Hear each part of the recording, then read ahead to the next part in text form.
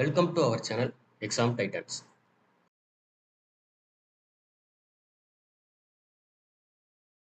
இன்னைக்கு நம்ம இந்த வீடியோவில் என்ன பார்க்க போறோம்னா கலெக்ட் யுவர் மெட்டீரியல்.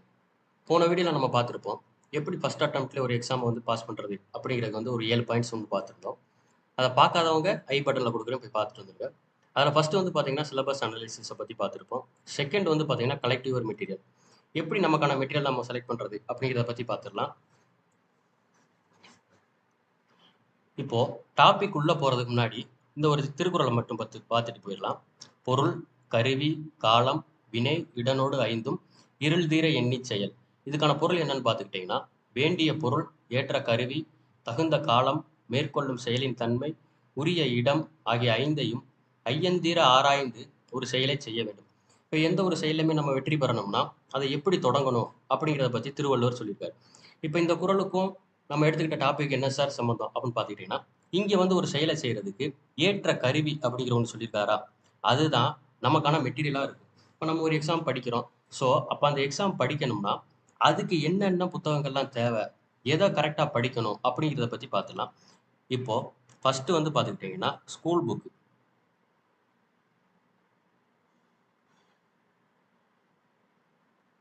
செகண்ட் வந்து பார்த்துக்கிட்டிங்கன்னா ப்ரீவியஸ் இயர் கொஸ்டின்ஸ். தேர்டு வந்து பார்த்துக்கிட்டிங்கன்னா நியூஸ் பேப்பர். இது மூணு தான் நமக்கு மெயினான சோர்ஸாக இருக்கும். இது தவிர்த்து நீங்கள் வெளியில் படிக்கணும் அப்படின்னீங்கன்னா அது உங்களோட கன்வீனியன்ட்டை பொறுத்து. சரிங்களா, வாங்க வீடியோக்குள்ளே போகலாம்.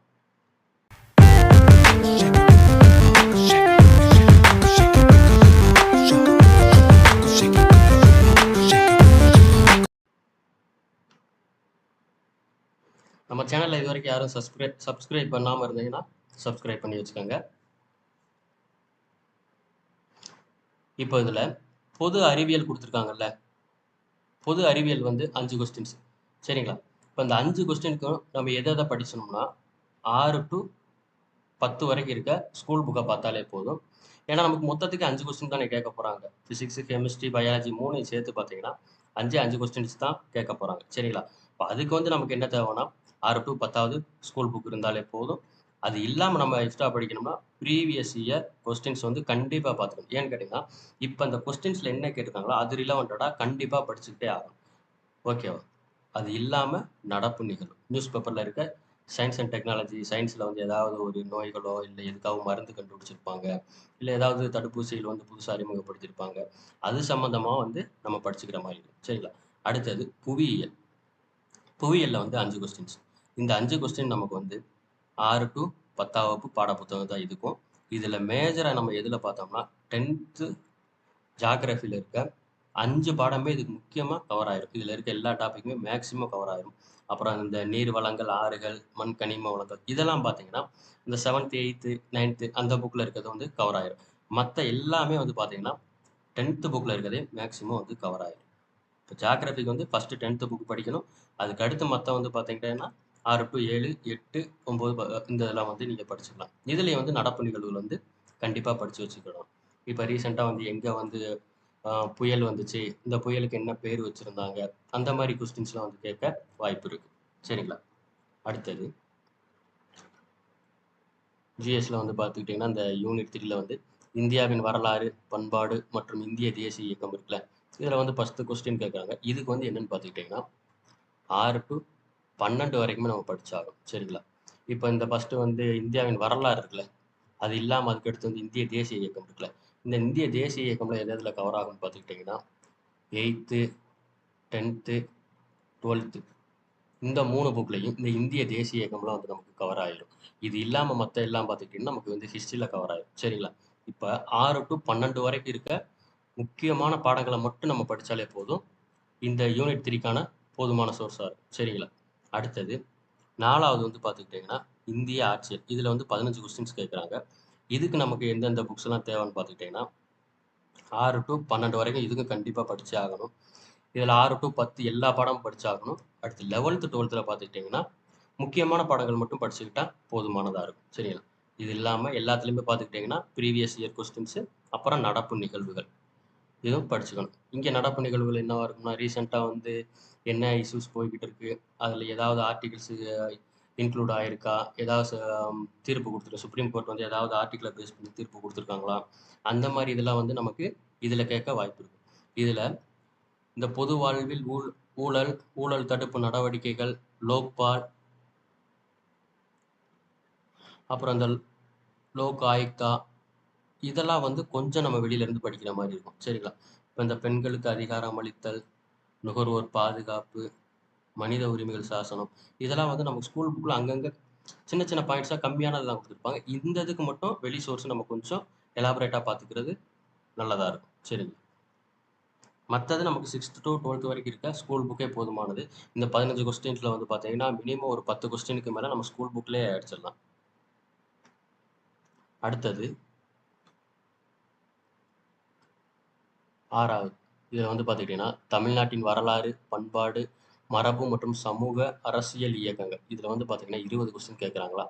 இதில் என்னென்னு பார்த்துக்கிட்டிங்கன்னா தமிழ் சமுதாய வரலாறு, அது தொடர்பான தொல்லியல் கண்டுபிடிப்பு, இது எல்லாமே நம்ம கொஞ்சம் வெளியில போய் பார்க்குற மாதிரி இருக்கும். இந்த தொல்லியல் கண்டுபிடிப்பு இருக்குல்ல, இதெல்லாம் பார்த்தீங்கன்னா கீழடி, அப்புறம் வந்து அரிக்கமேடு, இந்த மாதிரி சின்ன சின்ன தொல்லியல் இடம் எங்கெங்கே நடக்குதோ அது எல்லாத்தையும் தெளிவாக படிச்சுக்கணும். அது எத்தனாவது கட்டத்தில் இப்போ நடந்துக்கிட்டு இருக்கு, அதுக்கு தலைவரை யாரை போட்டிருந்தாங்க அப்படிங்கிறதெல்லாம் பற்றி தெளிவாக படிச்சுக்கணும். அப்புறம் இந்த டாப்பிக்கில் என்ன கவர் ஆகுன்னு பார்த்தீங்கன்னா தமிழ் சங்க காலம் முதல் இக்காலம் வரையிலான தமிழ் இலக்கியம், திருக்குறள், மதசார்பற்ற தனித்தன்மை உள்ள இலக்கியம், அது வந்து அன்றாட வாழ்வியலோட தொடர்புடைய தன்மை, இந்த மாதிரி தான் நமக்கு முக்கியம் படிச்சுக்கணும். இதில் வந்து பார்த்தீங்கன்னா 6 to 12 வரைக்கும் இருக்க திருக்குறளை வந்து கண்டிப்பாக படிச்சுக்கிட்டே ஆகணும்.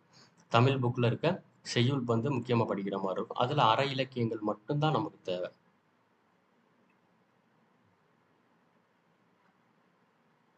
அற இலக்கியங்கள் மட்டும்தான் வந்து நமக்கு கண்டிப்பாக தேவைப்படுற மாதிரி இருக்கும். அடுத்தது பார்த்துக்கிட்டிங்கன்னா வந்து இந்த விடுதலை போராட்டத்தில் தமிழ்நாட்டின் பங்கு, ஆங்கிலேயருக்கு எதிரான தொடக்க கால கிளர்ச்சிகள், விடுதலை போராட்டத்தில் பெண்களின் பங்கு, தமிழ்நாட்டின் பல்வேறு சீர்திருத்தவாதிகள், சீர்திருத்த இயக்கம் மற்றும் மாற்றங்கள், இது எல்லாமே பார்த்துக்கிட்டிங்கன்னா இந்த போராட்டத்தை என்ன சொல்லியிருக்காங்க, விடுதலை போராட்டத்தில் தமிழ்நாட்டின் பங்கு இருக்கா, இதெல்லாம் வந்து பார்த்தீங்கன்னா 8th ஹிஸ்ட்ரியில் கொஞ்சம் கவர் ஆகும். அப்புறம் தமிழ் புக்கில் கொஞ்சம் இருக்கும். அது இல்லாமல் பார்த்துக்கிட்டிங்கன்னா 10th ஹிஸ்ட்ரியில் வந்து பார்த்துக்கிட்டிங்கன்னா இந்த மற்ற எல்லாமே டாபிக்லாம் கவர் ஆகிற மாதிரி இருக்கும். தமிழ்நாட்டின் பங்கு, ஆங்கிலேயருக்கு எதிரான தொடக்க கால கிளர்ச்சி, விடுதலை விடுதலை போராட்டத்தில் வந்து பெண்களின் பங்கு வந்து 8th இருக்கும். அப்புறம் இந்த சீர்திருத்தவாதிகள், சீர்திருத்த இயக்கங்கள், இது எல்லாமே பார்த்துக்கிட்டிங்கன்னா நமக்கு வந்து 10th புக்கில் வந்து கவர் ஆகிடும். அடுத்தது பகுதி ஆள வந்து பார்த்துக்கிட்டிங்கன்னா நமக்கு மேக்ஸ் கொடுத்துருக்காங்களா, இந்த மேக்ஸுக்கு நமக்கு எந்தெந்த இதில் தேவைப்படும், எந்தெந்த ஸ்கூல் புக்லாம் தேவைப்படும்னா 6 to 10 வரைக்கும் இருக்க ஸ்கூல் புக் வந்து கண்டிப்பாக தேவைப்படும். மேக்ஸில் வந்து கண்டிப்பாக ப்ரீவியஸ் இயர் கொஸ்டின்ஸ் வந்து பார்த்துக்கிட்டே ஆகும். ஏன்னா அந்த மாடலில் சம்மந்தப்பட்ட கொஸ்டின்ஸ் தான் நமக்கு கேட்டுக்கிட்டு இருக்காங்க. சரிங்களா? இப்போ ஏதாவது ப்ரீவியஸ் இயரில் ஏதாவது கொஸ்டின் கேட்டிருந்தாங்களா, அதே மாடலை நம்பர்ஸ் மாற்றி கொடுப்பாங்க, இல்லை அது ஓரியன்டாக இருக்க கொஸ்டின்ஸ் தான் நமக்கு கேட்க வாய்ப்பு இருக்குது. ஸோ டாப்பிக்குமே நமக்கு வந்து பார்த்துக்கிட்டிங்கன்னா இந்த மேக்ஸில் வந்து இந்த டைம் கம்மியாக தான் இருக்குது. அடுத்தது ரீசனிங்கில் வந்து 10 கொஸ்டின் கொடுத்துருக்காங்க. சரிங்களா? இப்போ இந்த ரீசனிங்கான வீடியோவில் வந்து நம்ம சேனலில் வந்து ஒன்று ஒன்றா அப்லோட் பண்ணிடுவோம். அதை நீங்கள் ஃபாலோ பண்ணிக்கிட்டாலே போதுமானதாக இருக்கும். அடுத்தது வந்து லாங்குவேஜ் பேப்பர் இருக்கா, நமக்கு வந்து தமிழில் வந்து 100 கொஸ்டின் கேட்குறாங்களா, இதில் வந்து 85 கொஸ்டின்ஸ் வந்து இலக்கணத்தில் பேஸ் பண்ணியிருக்கோம். மிச்சம் இருக்க 15 கொஸ்டின் தான் வந்து இலக்கியம், தமிழ் அறிஞர்களை பற்றி இருக்கும்.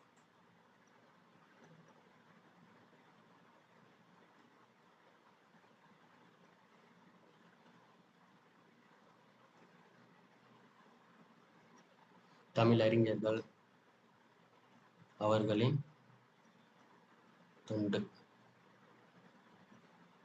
இதுல இருந்து 15 கொஸ்டின் கேட்பாங்க. இப்போ இதுக்கு நம்ம என்னென்ன புக்ஸ் படிக்கணும்னு பார்த்துக்கிட்டிங்கன்னா 6 to 12 வரைக்கும் இருக்க புதிய மற்றும் பழைய ஸ்கூல் புக் வந்து கண்டிப்பாக படிச்சுக்கிட்டே ஆகணும். இதில் வந்து பார்த்துக்கிட்டிங்கன்னா இந்த 11th 12th பார்த்துக்கிட்டிங்கன்னா புதுசு மற்றும் பழசு ரெண்டுலேயுமே பார்த்துக்கிட்டிங்கன்னா சிறப்பு தமிழ் வந்து கண்டிப்பாக படிச்சுக்கிட்டே ஆகணும். ஏன்னு கேட்டிங்கன்னா இப்போ ரீசெண்டாக நடந்த நமக்கு குரூப் 2 ப்ரிலிம்ஸ்லையும் சரி, குரூப் 2 மெயின்ஸ்லையுமே சரி, நமக்கு வந்து இலக்கணம் தான். குரூப் 2 ஏ மெயின்ஸ்லாம் பார்த்துக்கிட்டிங்கன்னா இலக்கணம் தான் நமக்கு 60 கொஸ்டின்ஸாக கொடுத்துருந்தாங்க. அதில் கேட்ட கொஸ்டின்ஸ் எல்லாமே பார்த்துக்கிட்டிங்கன்னா அந்த சிறப்பு தமிழ் புக்கில் இருந்து நிறையா வந்த மாதிரி இருக்குது. சரிங்களா?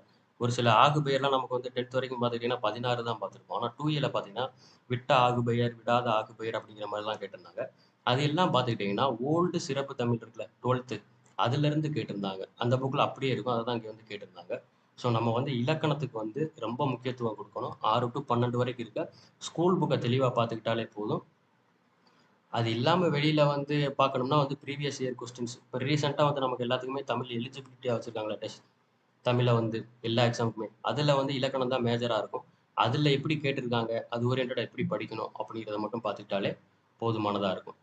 இத தெளிவா பார்த்துக்கிட்டாலே நம்ம 100க்கு 92, 93 பிளஸ் வந்து கண்டிப்பா அடிச்சிடலாம். சரிங்களா? அடுத்தடுத்த வீடியோல வந்து பார்த்துக்கிட்டீங்கன்னா, ஒவ்வொரு சிலபஸ்லயும் ஒவ்வொரு டாபிக் வந்து ஸ்கூல் புக்ல எங்க இருக்கு, அத எப்படி நம்ம படிக்கணும் அப்படிங்கிறத பத்தி தெளிவா பார்த்துக்கலாம். ஒவ்வொருதையும் கொஞ்சம் எலாபரேட்டா பிடிஎஃப் ஓடயே சேர்த்து பார்த்துடலாம். தேங்க் யூ ஃபார் வாட்சிங்.